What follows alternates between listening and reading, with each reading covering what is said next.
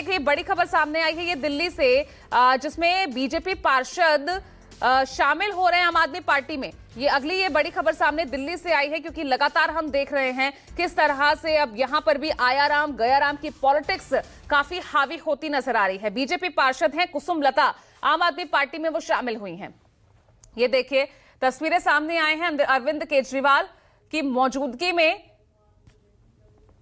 सदस्य यहां पर रमेश पहलवान और कुसुम लता आम आदमी पार्टी में शामिल हो गए। देखिए अरविंद केजरीवाल यहां पर बैठे हुए हैं, उनकी मौजूदगी में ही मेंबर्स को शामिल किया गया है। कुसुम लता और रमेश पहलवान आम आदमी पार्टी में शामिल हुए हैं। बीजेपी पार्षद हैं कुसुम लता, जो कि आम आदमी पार्टी में शामिल हुई है। उनके अलावा रमेश पहलवान हैं।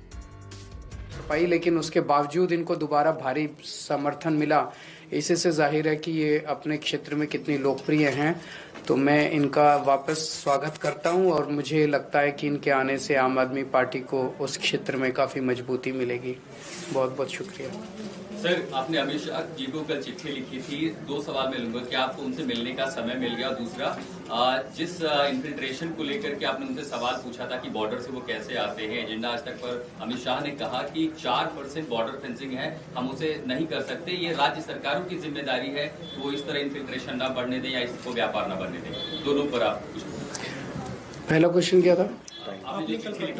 मैंने कल चिट्ठी लिखी थी अमित शाह जी को, और दिल्ली के अंदर कानून व्यवस्था बहुत ज़्यादा खराब होती जा रही है। दिल्ली में व्यापारियों को खुलेआम फिरौती मिल रही है, व्यापारियों को व्यापार करना मुश्किल होता जा रहा है। आप लोगों की जानकारी के लिए बता दूं, दिल्ली में औसतन डेली 17 बच्चे गायब हो रहे हैं, 17 बच्चे किडनैप हो रहे हैं, कोने कोने में नशा बिक रहा है, महिलाओं का घर से निकलना मुश्किल हो गया है, सड़क पे चलो तो फ़ोन छीन के भाग जाते हैं। ऐसे में मैं उनसे मिलके उनके साथ चर्चा करना चाहता था, अपने सुझाव देना चाहता था, उनकी व्यूज़ जानना चाहता था कि दिल्ली को कैसे सुरक्षित किया जाए।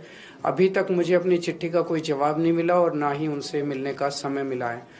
दूसरा, आप जो कह रहे हैं, आपने ये कहा कि अमित शाह जी ने कहा है कि इंडो बांग्लादेश बॉर्डर की निगरानी करना राज्य सरकार की जिम्मेदारी है।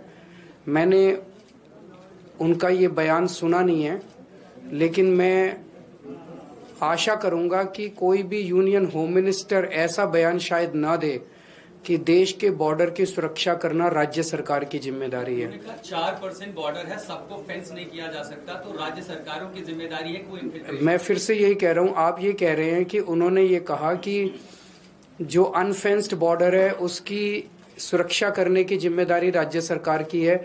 मैं समझता हूँ शायद कोई भी जिम्मेदार यूनियन होम मिनिस्टर इस किस्म का बयान नहीं देगा। इंडो बांग्लादेश बॉर्डर 4000 किलोमीटर है, उस 4000 किलोमीटर में से 3000 किलोमीटर मुझे बताया गया कि फेंस्ड है, 1000 किलोमीटर अनफेंस्ड है। लेकिन जो रोहिंग्या और बांग्लादेशियों का भारत के अंदर घुसना हो रहा है वो हर तरफ से हो रहा है। जो अनफेंस्ड है वहां से भी हो रहा है, और जो फेंसिंग है उस पर 2 तख्ती लगा के और उसके ऊपर कूद के आ जाते हैं। तो भारत सरकार कर क्या रही है? क्या भारत सरकार खुलेआम ये एक्सेप्ट कर रही है कि वो देश के बॉर्डर्स की सुरक्षा करने में नाकाम है? पहली चीज तो ये है कि वो बॉर्डर क्रॉस कैसे कर रहे हैं, और दूसरी चीज बंगाल से या असम से दिल्ली कैसे पहुंच रहे हैं।